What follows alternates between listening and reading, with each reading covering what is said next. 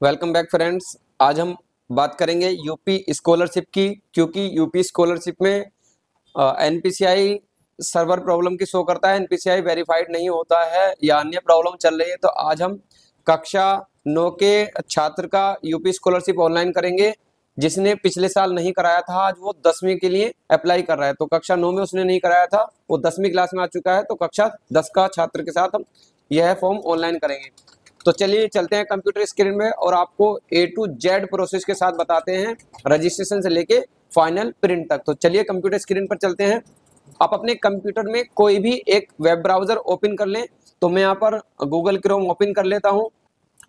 Google Chrome open करने के बाद आपको यूपी स्कॉलरशिप लिख देना है और यूपी स्कॉलरशिप लिखने के बाद आपको पहले पेज पर क्लिक कर देना है। क्योंकि जब मैंने ये रिकॉर्डिंग की थी तो सर्वर बहुत बिजी था, इसलिए मैंने इसकी जो सर्वर वाली प्रॉब्लम है, जो पहिया इस तरीके से स्क्रॉल करता रहता है, तो वो मैंने बीच में से कट करके वीडियो को पूरा आपके सामने लेकर के आया हूं। तो देखिए उत्तर प्रदेश का होम पेज खुल करके आपके सामने आ चुका है। अब आप क्या करेंगे, स्टूडेंट पैनल पर जाएंगे और न्यू रजिस्ट्रेशन हमें करना है, क्योंकि उसके पास ओल्ड रजिस्ट्रेशन नंबर नहीं है। तो उस पर क्लिक करेंगे। कक्षा 9 का छात्र है तो यहाँ पर आएगा प्री मैट्रिक रिफ्रेश, और SC ST और जनरल कैटेगरी के लिए पहला ऑप्शन रहता है और OBC के लिए ऑप्शन रहता है, और बाकी कैटेगरी उसमें दी है, आप उसके अनुसार कर लें। यहाँ पर हमें जिला सिलेक्ट कर लेना है, जो भी आपका जिला हो। तो हमारे अमरोहा जिले को, पहले JP नगर नाम था, इसका नाम चेंज करके अमरोहा हो गया है, तो अमरोहा JP नगर सिलेक्ट कर लेते हैं। वह स्कूल का नाम यहाँ पर सिलेक्ट कर लेंगे जिसमें छात्र या स्टूडेंट पढ़ रहा है, तो स्कूल यहाँ पर हम सिलेक्ट कर लेंगे। उसके बाद फिर से पेज रिलेड होगा और उसकी यहाँ पर कैटेगरी सिलेक्ट कर लेंगे। कैटेगरी सिलेक्ट करने के बाद यहाँ पर उसका धर्म आ जाएगा, 4 नंबर पर धर्म सिलेक्ट कर लेंगे। उसके बाद छात्रा का नाम, तो जो नाम आधार कार्ड में है वही नाम आपको यहाँ पर दे देना है। तो यहाँ पर हम नाम डाल लेते हैं, और हमारे पास जो कीबोर्ड है वो वायरलेस है, इसमें जो है कैप लॉक्स की लाइट नहीं जलती है, तो हम कैप्स लॉक जो है हमें चेक करना पड़ता है कि ऑन है या ऑफ है। तो हमने चेक किया है पासवर्ड वाले में जाकर के डाल के, तो इससे कैप्स लॉक हमारा ऑफ है। यहाँ पर आपको मोबाइल नंबर डाल देना है, ऊपर लिखा हुआ है एंटर, क्योंकि इसमें मुझसे कीबोर्ड से बटन दब गया था। तो यहाँ पर कस्टमर का मोबाइल नंबर डाल देना है, जो आधार में हो आप वह भी यहाँ पर डाल सकते हैं, जो आधार में नहीं है आप वह भी यहाँ पर डाल सकते हैं, क्योंकि आधार का OTP जब जाएगा तो आधार से वेरीफाई कर लिया जाएगा। तो यहाँ पर मोबाइल नंबर एंटर कर देते हैं। मोबाइल नंबर एंटर करने के बाद मैं आपको पासवर्ड की बात बता दूं। पासवर्ड में आपका ABCD होना चाहिए। नाम आपका हो सकता है पहला अक्षर बड़ा होना चाहिए, बाकी छोटा। फिर उसके बाद आपको हैज, स्टार या जो भी ऊपर दिए हैं इनमें से कोई होना चाहिए। फिर आपको गिनती भी उसमें होना चाहिए। कहने का मतलब है कि देखिए मैंने यहाँ पर एग्जाम्पल पासवर्ड का दिया है, इस तरीके से पासवर्ड आपका होना चाहिए। उसके बाद हम सबमिट पर क्लिक करेंगे तो कस्टमर के पास OTP जनरेट होगा। OTP यहाँ पर डाल लेते हैं, उधर हम कैप्चा डाल करके submit OTP and process registration पर क्लिक करेंगे। तो रजिस्ट्रेशन हमारे सामने हो चुका है बड़ी आसानी से, क्योंकि रजिस्ट्रेशन में टाइम तो बहुत लगा था, तो हमने इसकी बीच की वीडियो को जो है काट दिया गया, क्योंकि वो स्क्रॉल करता खामू टाइम बढ़ जाता, वैसे भी वीडियो काफी लंबा हो जाएगा पूरा प्रोसेस के बाद। उसके बाद रजिस्ट्रेशन को हम यहाँ से प्रिंट कर लेते हैं, क्योंकि कस्टमर को के पास रहेगा। अगर कक्षा 9 का छात्र वो होता तो अगले साल को भी काम आता, और वो 11वीं में पहुंच जाएगा तो उसके लिए नया रजिस्ट्रेशन मिलेगा। फिर भी हम कस्टमर को प्रिंट करके और पासवर्ड लिख के हम कस्टमर को दे देते हैं। हम अपनी तरफ से ये काम करते हैं। फिर से हम आधार के होम पेज पर आ जाएंगे। आधार के होम पेज पर आने के बाद लॉगिन स्टूडेंट पर जाना है, फ्रेश लॉगिन पर जाना है और प्री मैट्रिक पर जाना है। तो यहाँ पर जो कस्टमर का रजिस्ट्रेशन अभी हमें प्राप्त हुआ है वह रजिस्ट्रेशन यहाँ पर डाल लेते हैं। उसके बाद कस्टमर का मोबाइल नंबर और जो भी हमने यहाँ पर पासवर्ड बनाया था वह पासवर्ड हम यहाँ पर डाल लेते हैं। पासवर्ड बड़े सावधानी से बनाएं ताकि आपको याद रहे, या आप लिख करके भी पासवर्ड को रख सकते हैं। तो पासवर्ड वहाँ पर डाल लिया है। कैप्चा एंटर के हम सबमिट पर क्लिक करेंगे। सबमिट पर क्लिक करने के बाद हमारा पेज लॉगिन यहाँ पर प्रॉपर्ली हो चुका है। पेज लॉगिन होने के बाद देखिए रजिस्ट्रेशन पूर्ण हमारा हो चुका है और रजिस्ट्रेशन स्लिप हमने प्रिंट कर ली है। उसके बाद ऑप्शन हमारा खुल रहा है डिजी लॉकर से सत्यापन। तो जो जो हमारा ऑप्शन कंप्लीट होते जाएंगे वहां पर राइट का निशान आपको मिलता रहेगा। तो डिजी लॉकर सत्यापन पर हम क्लिक कर देते हैं। जैसे हम इस पर क्लिक करेंगे तो हमारे सामने आ जाएगा click here for DigiLocker verification. हम इस पर क्लिक करेंगे तो यह डिजी लॉकर पेज पर आपको ले जाएगा रजिस्ट्रेशन लॉगिन के बाद। तो मोबाइल नंबर यहाँ पर लगा हुआ है, कैप्चा हम यहाँ पर डाल देते हैं और जनरेट OTP पर क्लिक करेंगे। यह प्रोसेस हो रहा है आपका यूपी स्कॉलरशिप से डिजी लॉकर को वेरीफाई करने के लिए। फिर प्रोसेस होगा आपको डिजी लॉकर से लॉगिन करने के लिए। तो यहाँ पर हम कैप्चा डाल देते हैं और उसके बाद यहाँ पर OTP डालते हैं और सबमिट पर क्लिक करेंगे। सबमिट पर क्लिक करने के बाद अब देखिए डिजी लॉकर का पेज हमारे सामने आ चुका है। तो इनका हम साइन अप करेंगे क्योंकि इनका पहले रजिस्ट्रेशन नहीं है। अगर पहले होता तो हम साइन डायरेक्ट पासवर्ड डाल के हम आगे बढ़ जाते। तो यहाँ पर कस्टमर का आधार नंबर रहेगा। आधार नंबर डालने के बाद नेक्स्ट पर क्लिक करेंगे। कस्टमर के पास आधार OTP जनरेट होगा, देखिए वहाँ पर लिखवा चुका है। तो यहाँ पर आपको OTP एंटर कर देना है, फिर आपको सबमिट कर देना है। तो यहाँ पर सबमिट करने के बाद आपसे जो है 6 अंकों का पिन बनाने के लिए कहेगा। तो आप पिन जो है 1 2 3 4 5 6 अगर डालते हैं तो नहीं पकड़ेगा वो, तो कुछ ना कुछ चेंजेस आपको करना चाहिए। देखिए लिखा हुआ होगा प्लीज एंटर, मतलब सेंसिटिव कोई चेंजेस डाले। तो यहाँ पर मैंने अलग करके कुछ डिफरेंस करके डाल दिया है, जिसका पिन हम उसके रजिस्ट्रेशन नंबर पर कस्टमर के लिख करके दे देंगे। तो कस्टमर की डिटेल लॉगिन हो चुकी है डिजी लॉकर से, और अलाउ के लिए कह रहा है कि आप अपनी इंफॉर्मेशन शेयर करने के लिए अलाउ करें। तो कस्टमर जो डिजी लॉकर से वेरीफाई हो चुका है, कस्टमर की डिटेल हमारे सामने आ चुकी है, जो डिटेल आ रही है वो सही है। और फिर यहाँ से वेरीफाई डिटेल पर क्लिक करेंगे। जैसे हम इस पर क्लिक करेंगे तो हमारा एक स्टेप भी स्कॉलरशिप का पूरा हो जाएगा। अब हमारे पास ऑप्शन खुल रहा है छात्रवृत्ति आवेदन पत्र भरें। तो डिजी लॉकर वाला हमारा ओके हो गया। अब हम यहाँ से छात्रवृत्ति आवेदन को फिल करने के लिए ऑप्शन हमारे पास खुल चुका है। तो यहाँ से पूछ रहा है विगत स्कूल का नाम, विगत मतलब पास्ट पिछले स्कूल का नाम आपसे पूछ रहा है, यहाँ पर आपको एंटर कर देना है। और गत वर्ष का परीक्षा फल पास ही रहेगा, फेल होगा तो रजिस्ट्रेशन ही नहीं होगा। तो यहाँ पर हम कस्टमर का नाम दे देते हैं कि पिछला क्लास उसने कहाँ से पास की है। तो यहाँ पर हम उसका नाम दे देते हैं। यहाँ पर भी हमने कीबोर्ड को चेक किया है कि हमारा कैप्स लॉक है या नहीं है। और उसके बाद हो गया यहाँ पर। उसके बाद आपको पूर्णांक रहेगा। पूर्णांक जो रहेगा इनका, देखिए मैंने यहाँ 10th सिलेक्ट किया है। 10th इसलिए सिलेक्ट किया है क्योंकि कस्टमर जो है, मतलब स्टूडेंट जो है 10th क्लास में, इस समय 9वीं में उसने रजिस्ट्रेशन नहीं कराया था। तो उसका पूर्णांक जो है पिछली जो मार्कशीट है उसकी रिपोर्ट के अनुसार यहाँ पर हम लिख देंगे 1120 का उनका पूर्णांक था, और वह उनके पास 755 नंबर प्राप्त हुए हैं। उसके बाद कक्षा 10th रहेगी। कक्षा में प्रवेश की तिथि आप जुलाई में भी, मतलब अप्रैल की कोई भी तारीख दिखा सकते हैं, क्योंकि ये जांच हेतु जाएगा, वहां से करेक्शन होके हमारे पास फॉर्म आ जाएगा, फिर आप करेक्शन करके अपडेट कर सकते हैं। तो यहाँ पर हमने लिख दी है अप्रैल की 4 तारीख। और उसके बाद बोर्ड में पंजीकरण क्रमांक अगर कस्टमर के स्टूडेंट के पास है तो आप लिख दें, अगर नहीं है तो स्कूल से लेना पड़ेगा।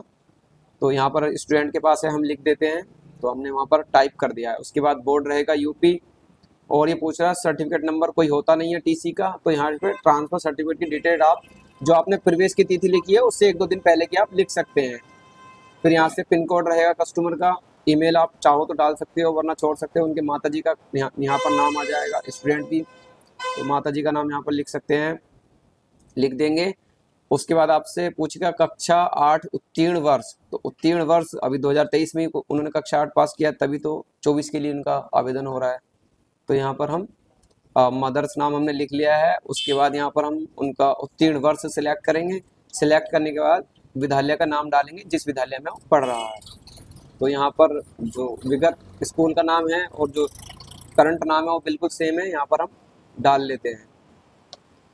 डालने के बाद सारी डिटेल हमारी फिल हो गई है। अब हम जाकर के कैप्चा इसमें एंटर करेंगे और सबमिट पर क्लिक कर देंगे। तो सबमिट पर क्लिक करने के बाद हो सकता है कि आपके सामने सर्वर नॉट अवेलेबल या सर्विस नॉट अवेलेबल आए, क्योंकि वो आया था मेरे पास तो मैंने उसे बीच में से क्रॉप कर दिया है। तो आवेदन प्रविष्टियां सफलतापूर्वक भरी गई हैं। आवेदन पत्र 2023-24 के लिए पूर्ण करने के लिए अगला चरण भरे। तो जो भी प्रविष्टियां थी हमने कंप्लीट कर लिए। अगला चरण देखिए हमारे सामने क्या खुलता है।